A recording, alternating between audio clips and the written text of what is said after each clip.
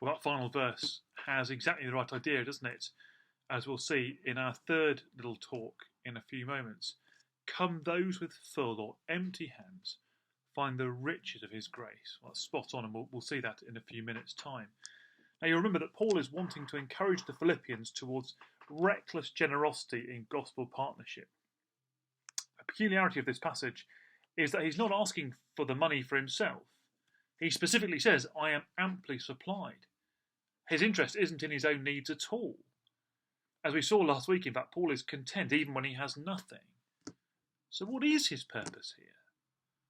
It is to encourage the Philippians to give generously because it does them great spiritual good. Let me say that again. It's to encourage the Philippians to give generously because it does them great spiritual good. In this talk, we're going to see that there are two ways of thinking about their gifts that Paul wants to put in front of them.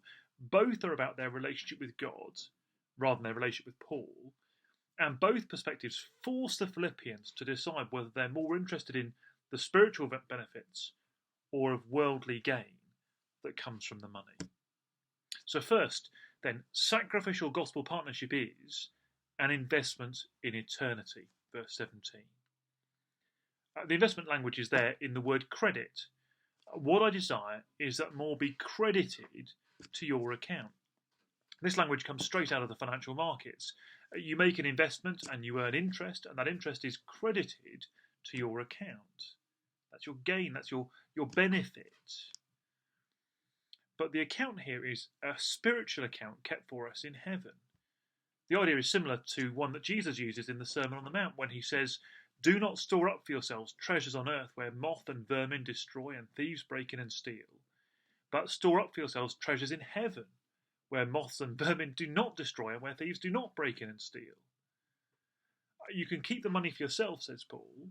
Perhaps you invest it in stocks and bonds, you make a bit of money, and it's your security. It allows you to buy nicer things or have greater experiences. But those things rot and fade. They don't last. All the things that you gain can be lost or stolen. The value of your investments can go up as well as down. There is no true safety in these things. And they don't last. Or, he says, you can invest in eternal things. Every time we give our money or ourselves in some way to gospel partnership, might be money, might be prayers, it might be time or energy serving in some way in the church. It might be discipling our children or speaking for Jesus at work. Every single act of gospel-driven gospel partnership, whether it's a small thing that nobody sees or a large thing that transforms our lives, every one of those things builds up a treasury of good things for us in heaven, our eternal rewards. Of course, all of us who are Christians will be saved and enjoy eternal life with Jesus, but there are also rewards that accrue to us as we live our lives for Jesus now. So Paul is challenging the Philippians to press on towards the goal again, isn't he? Don't live for rewards now, he says. The people who do that are destined for destruction, chapter 3, verse 19. Rather, forgetting what's behind, and considering everything around us rubbish compared to knowing Jesus, let's press on towards the prize by being committed to gospel partnership together. Because the more we do that, the greater the prize will be. Everything we do for God is seen by God and counted by him. And brilliantly, because he empowers us to do it in the first place, he also rewards us in eternity. Well, that should force every one of us, from the youngest of us to the oldest, to think about how we ourselves are engaged in selfless, sacrificial partnership. Some of us might feel that because of age or situation, we can do not much more than pray. Because prayer is the most important thing, so strive together with us in prayer. Some of us will have money but very little time, or give money generously. Some of us will have time but little money, so serve where you're able. Many of us, perhaps most of us, will have some time, some money, some energy, some gifts that we could give in varying combinations.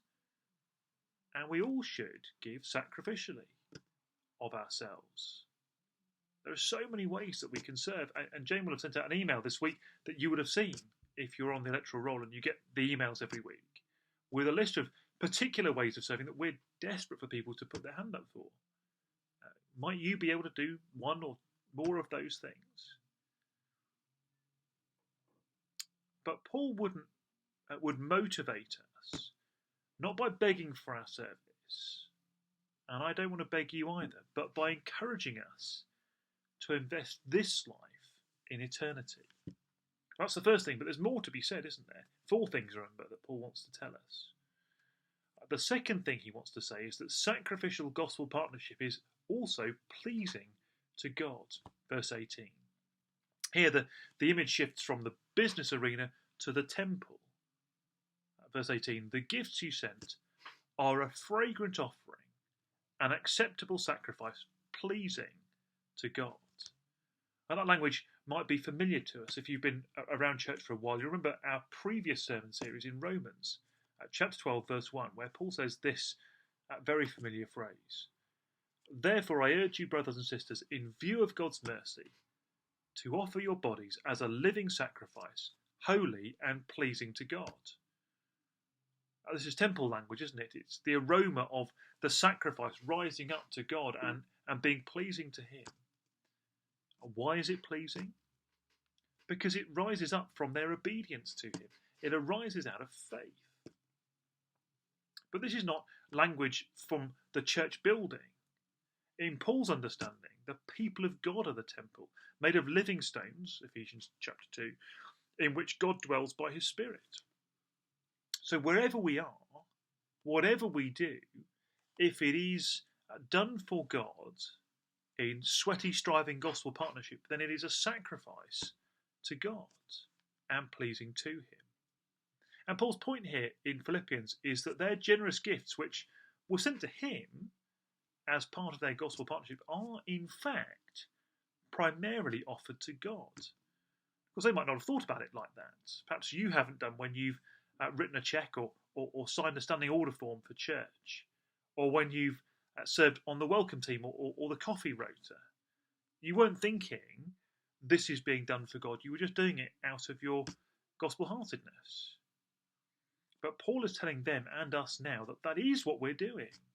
We need to know that God sees and is pleased with every act of obedience, every act of putting sin to death, and every act of living for Him is pleasing to God, a sweet aroma of incense and sacrifice rising to Him. Everything we do in an authentically Christian life is worship, offered to God and received with pleasure by Him.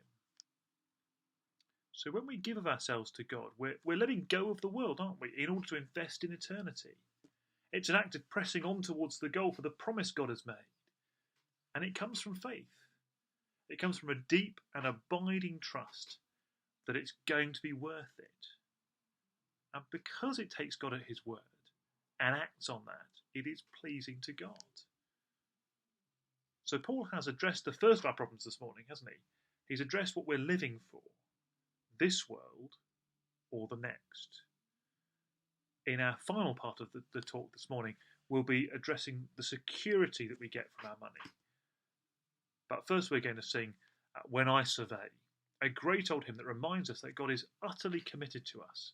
He's proven it by the cross of Christ, and we can be utterly committed to Him. Let's sing together.